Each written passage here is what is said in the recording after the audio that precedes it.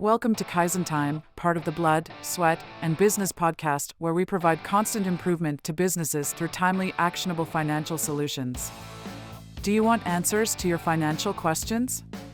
Email us at bsb@kaizencpas.com. Now let's get started. Welcome to Kaizen Time, part of the Blood, Sweat, and Business podcast. I'm joined by Eric Jorn. Hello, Eric. Thanks for having me. You bet. All right. Coming to the end of the year, let's talk about the tax implementation. We're just starting over. Implications. Oh, we're going to leave this in here. We have to have a little blooper reel going. All right, fine. We're just going to start. Just pretend I know how to read. Implications of giving end-of-the-year bonuses and how can businesses kind of plan them in their tax strategy. Totally. So we are in planning season right now, and year-end bonuses are a popular topic, right? Actually, I want to stop you. How long is planning season? Planning season pretty much starts from October 15th, the end of the extended individual deadline. And it runs, let's just say, until mid-December. After mid-December. That's the next question. So it's really mid-December where it's like, this is all, it's too late now. When you're scrambling for 2 weeks, like if you wait to plan the last 2 weeks of the year, it's going to be a scramble. It's going to be sloppy, and you're probably going to make bad decisions and make mistakes. Like everything, if you wait too long, you will make mistakes, and there'll be bad decisions. Yes. Yeah, great question. So we're in the midst of year-end planning. What are we talking about when we talk about year-end planning? Oftentimes, we're just saying, hey, how can we get this taxable profit down? Mm-hmm. So generally, there's a strong correlation between I'm having a profitable year and my staff did a really good job of helping me achieve this profitable year. So one of the most popular ways to A, reward your team, but also B, mitigate some tax is to issue year-end bonuses. Okay.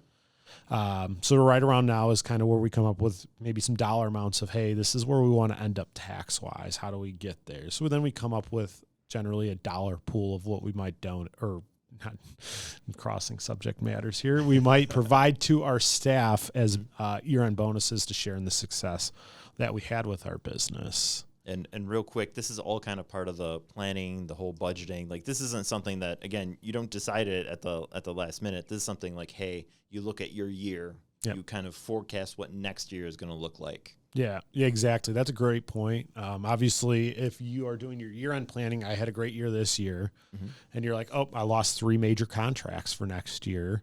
Maybe we might not do that because we might need that cash to survive, right? You can't go and spend it to not pay tax this year. You want to hold cash conserve, and that's a whole different strategy if you go down that route. From a year-end bonus standpoint, though, again, talked about creating a pool of dollars. We have amount of money we're going to give to our staff. So generally what we see business owners do is they make it relative to what their compensation is. So, you have employee A to employee Z, and they all make variable levels of compensation, and based on that, that's their bonus rewards. Give them like a percentage or something like that. Exactly, a percentage of that, or use your, say you have a $30,000 pool for bonuses. Your staff makes, say $100,000 altogether, and it's from A to we'll call it A to E in staff, and he makes 50, he makes 30, he makes 20. That's how it would be ratably apportioned based on what they get paid. Okay.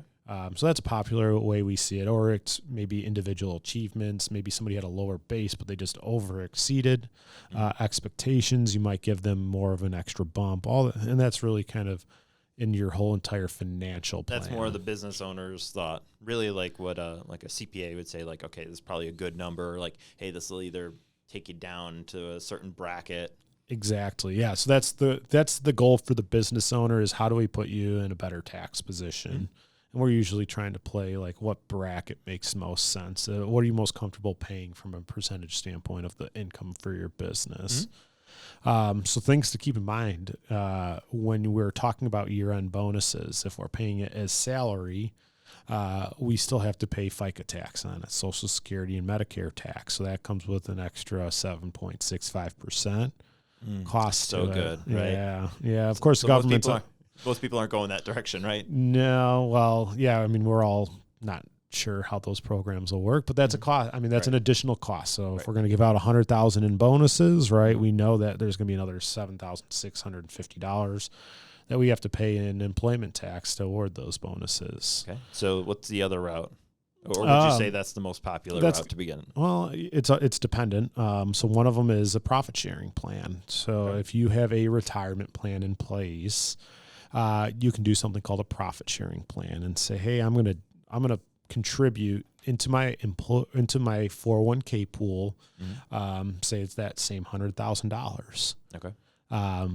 So with that, you would actually work with when you have a 401k plan, you have something called a third-party administrator, and they do all sorts of fancy calculations to make sure you're in compliance with all there are rules within a 401k that you can't discriminate against certain types of employees. So they do discrimination testing, and then they prepare the tax return for your 401k plan. All right.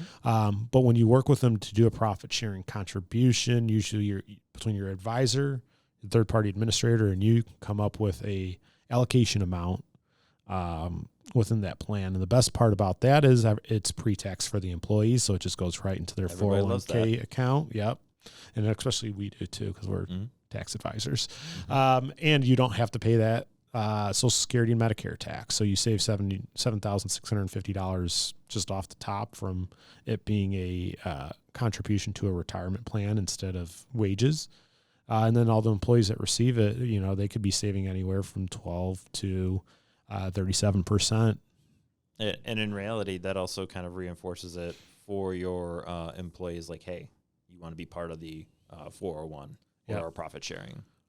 One of the best parts of that is you can add something called a vesting schedule to that 401k or profit sharing contribution. And a vesting schedule means that they have to work for you for a set period of time before they can walk away with all that money. Oh, okay. So generally it's a 5-year vesting schedule, so that every year they get to retain 20% of it if they were to leave the organization. Okay. So it is somewhat of a retention tool.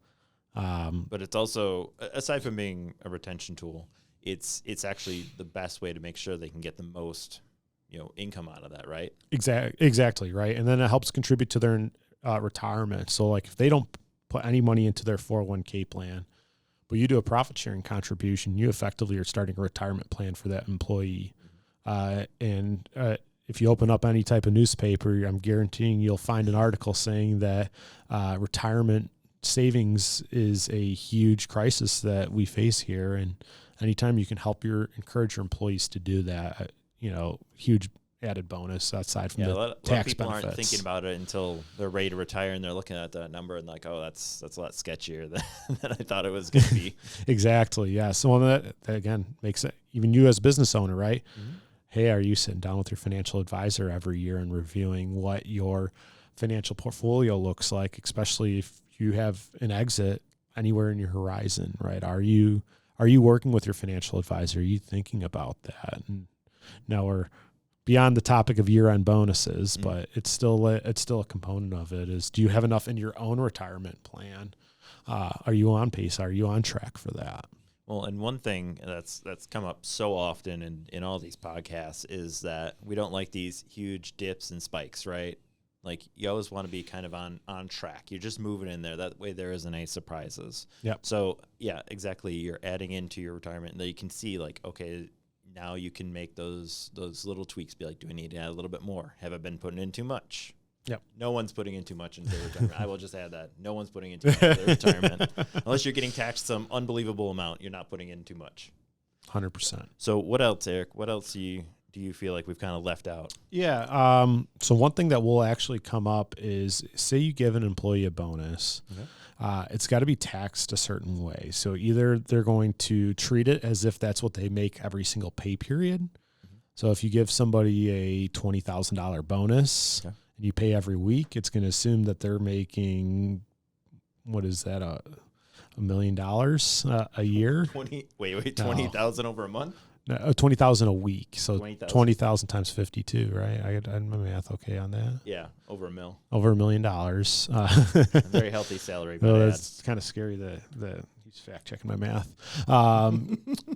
But yeah, so that, yes, I would assume that they're making over $1 million a year, meaning that they're going to withhold on that $20,000 bonus as if you're making that type of money. Okay. Meaning, hey, great, you're going to get a big tax refund, but you're parting with a lot more cash. And then your employee might be surprised when they hear that you give them when they heard they're getting a $20,000 bonus, and then it hits their bank and it's about $9,800, and they're like, well, what'd you do with my other? It's almost like the lottery when you take the whole lot. Yeah. All of a sudden you just axe half of it. Exactly. So now what you can do is elect to have it taxed as a bonus, which then is taxed at 24% instead of whatever they're, more than likely it'd be 37%. So obviously it's still going to take a chunk out of whatever bonus that they have, but it will lessen that blow. So, go ahead. And I was just going to say, so in reality, the best option to keep money in your pockets is that kind of profit sharing. Yep. Profit sharing contribution. And there's another trick with it. So it's one of the very few things in which you can wait until September of the next year to pay and still take a deduction for the prior year. Oh, that's wild. Yep. So as long as you file an extension, you have until that extended due date of your tax return to make a profit sharing contribution and go back and accrue it. Mm-hmm. Accrue it meaning, hey, I'm going to take a deduction for something that I know is coming. Okay.